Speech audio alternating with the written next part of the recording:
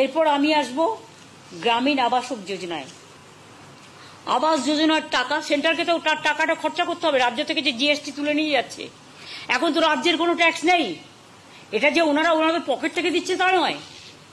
আগে তো রাজ্য সরকার ভ্যাট কালেকশন করত, অন্য সেলস ট্যাক্স কালেকশন করত, এখন তো এগুলো কিছু নেই। এখন তো একটাই ট্যাক্স, জিএসটি ট্যাক্স। এর থেকে আমাদের যেটুকু ভাগ সেটা তো পুরো দেয় না, যেটুকু আমরা পাই সেটাও পুরো দেয় না। সেই টাকা থেকে মনে রাখবেন আমাদের অংশটার মধ্যে থেকে আবাস যোজনায়, মানে প্রধানমন্ত্রীর নামে আবাস যোজনা করেছে, তাতে 60% টাকা ওরা দিত, দেওয়ার কথা 100%, কারণ ট্যাক্সটা যেহেতু এখান থেকে কালেকশন করে নিয়ে যায়। আর আমাদের কত দিতে হয়? 40%। এবং তাই আমাদের তো আমরা এই খাতে পাই 24,275 কোটি টাকা প্রধানমন্ত্রী আবাস যোজনায়। মানে আমাদের 40% ছাড়াও সেই টাকাটা 3 বছর দেয়নি বাংলাকে। যে আমরা বলেছি আমাদের টাইম টু টাইম, এখনো যতদূর আমি জানি 36 লক্ষ মাটির বাড়ি সারা বাংলায় আছে।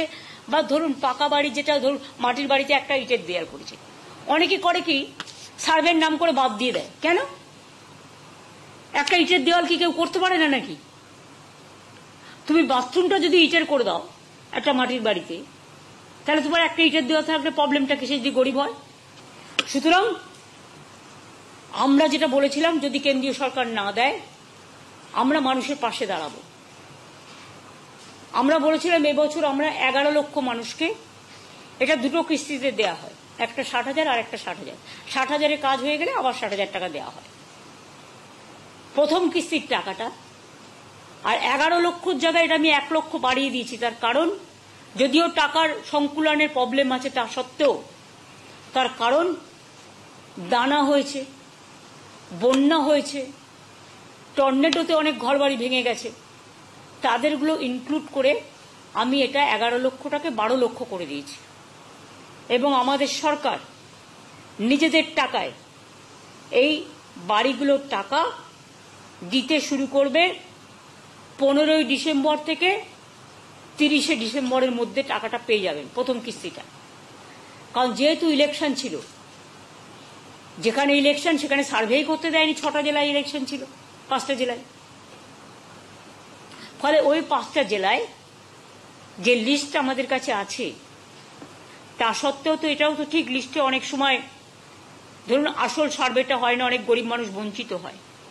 যাতে বঞ্চিত না হয় তাই পশ্চিমবঙ্গ পঞ্চায়েত এবং গ্রামীণ ডিপার্টমেন্ট একটা সার্ভে করছে এলাকায়। সেই সার্ভেটা মানে কাউকে বাদ দেওয়া নয়, যারা গরিব তারা পাবেনি।